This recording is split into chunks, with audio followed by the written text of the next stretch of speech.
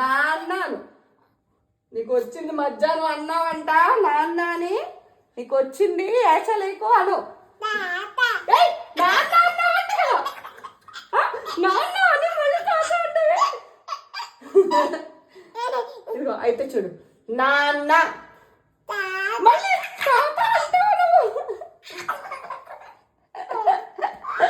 ఇదిగో సరే, కాలభైరవ చెప్పు.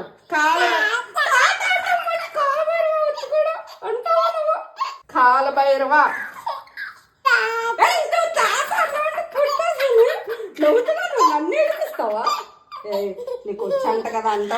నాన్న అను అను. గిచ్చుతున్నాడు. అబ్బా అబ్బా అబ్బా గిచ్చురాదు ఏంటో. ఇదేంట్రా నువ్వు అసలు ఇంత ఎప్పుడు నేర్చుకున్నావు నువ్వు?